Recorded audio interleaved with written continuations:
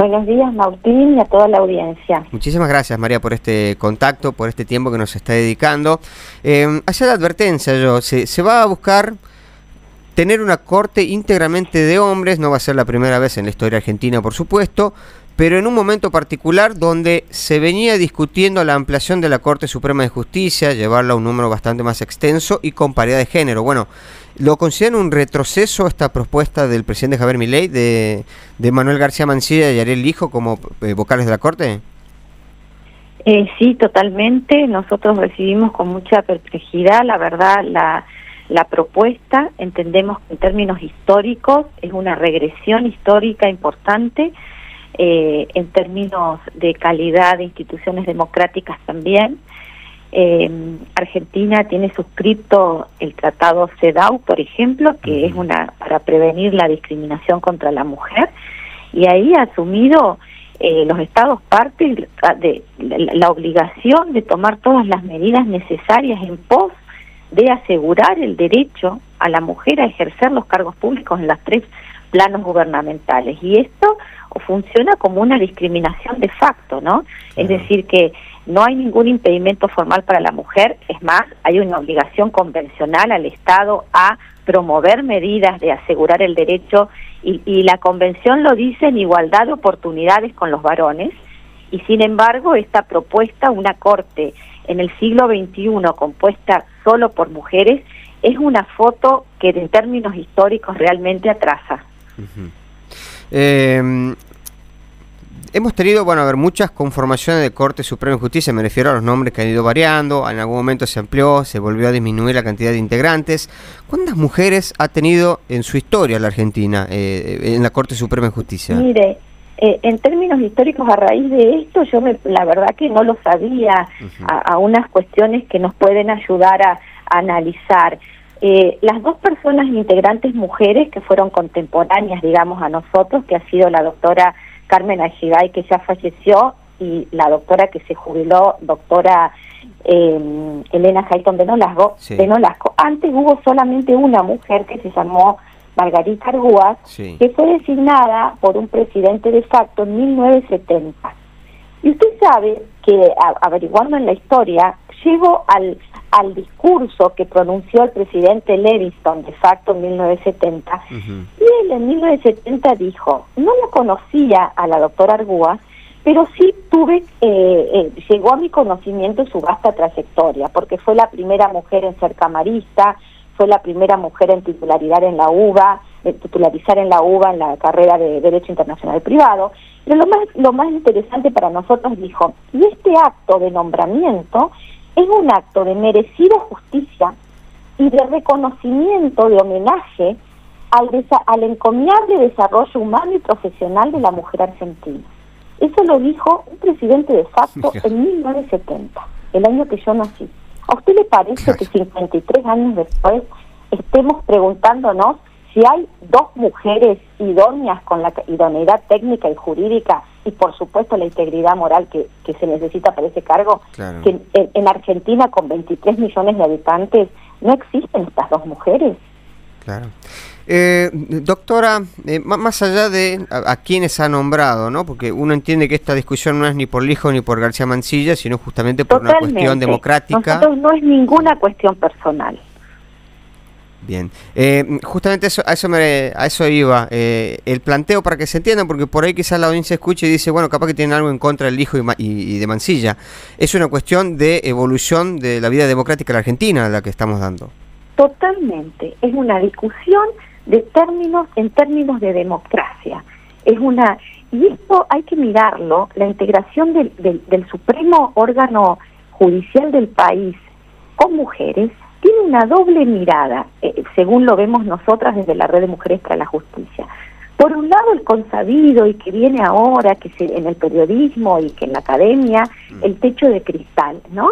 Es un techo que no se ve, por eso es de cristal, pero que está presente y que impide, de facto, de hecho, sin ninguna norma que lo impida, pero impide que las mujeres, a medida que se asciende en la escala funcional, lleguen a los más altos cargos. Eso es el techo de cristal que hay que derribar y que esta propuesta nos muestra que está más vigente que nunca. Pero por otro lado, la otra cara que nosotros proponemos a la sociedad y por eso a tomar conciencia es en términos de democracia. Es que las mujeres somos 23 millones de mujeres en el país. Claro. Somos más de la mitad de la población del país. Y es, en términos de democracia, una injusticia democrática aparte que no estemos representadas en paridad en esos órganos decisorios. Doctora, en términos generales, no solamente en la Corte, sino en el Poder Judicial Federal, ¿cómo es la situación en esta cuestión de paridad de género? Estamos realmente con mucha deuda, y digo deuda de la política, y esto lo puedo decir desde este rol institucional. Nosotras, desde la Red de Mujeres, somos muy celosas de la independencia judicial, por eso nos mantenemos, digamos, y la voz de estas 500 mujeres soy yo, de esta asociación, que nuclea a mujeres federales y mujeres provinciales. Pero entendemos que tanto las provincias como el fuero federal está en deuda porque los mapas de género que nos arrojan geográficamente a lo largo y a lo ancho de Argentina muestran una pirámide que se va achicando arriba cuando uno ve la participación de mujeres. Abajo, en las universidades, en primeras instancias, como funcionariado, hasta le puedo decir que hay más mujeres. Pero a medida que subimos claro. en la escala funcional, vemos que las cámaras hay menos y en los superiores tribunales mucho menos. Claro. Y es una deuda de la política, porque los jueces no nos autoelegimos nosotros. Los mecanismos constitucionales siempre son propuestas del Ejecutivo, en general hasta las cámaras hay concursos técnicos, ¿no? Pero sí. Luego en las ternas sucede esto que no son propuestas las mujeres. Entonces, es una deuda de la política, y es la política la que tiene que estar a la altura de las obligaciones constitucionales y convencionales asumidas por Argentina. Bien. Doctora, me parece muy importante que haya empezado a desarrollar lo que es la forma de designación de los magistrados en la República Argentina, porque además lo hemos escuchado de misma boca del presidente en algún momento, pero hay gran parte de la sociedad que no cree que haya disparidad de género, que hay desigualdad, y que establecen que, bueno, si no están es porque les falta capacidad. Me parece muy interesante lo que usted dijo. Lo propone el Poder Ejecutivo, es decir, si hay una terna donde hay un solo varón y todo demás mujeres y el Poder Ejecutivo elige al varón, obviamente siempre van a ser hombres los que ingresen. Claro, claro. Y de hecho, acá directamente fueron elegidos como los candidatos mejores, más idóneos, de mayor integridad. Estimo que eso ha tenido en cuenta el presidente, o por lo menos lo tiene que tener, elegido a 2 varones. Por eso cuando en otras entrevistas me preguntan, y yo digo, esto no es una cuestión de idoneidad, porque nosotros descontamos un requisito sine qua non, la idoneidad técnica y jurídica para ese cargo. Claro. Y nosotros consideramos que hay tantas, en cantidad, mujeres como varones idóneas para ese cargo. Pero acá evidentemente no se trata, no es la discusión la idoneidad, porque el presidente, si quiere, encuentra y le sobran 2 mujeres idóneas con la capacidad, con la brillantez, con la trayectoria para ese cargo, y no las ha encontrado. Es decir, que hay otras cuestiones que tienen que ver con una discriminación de facto, del patriarcado y todo lo que podemos hablar y nos puede llevar mucho tiempo, ¿no? Claro.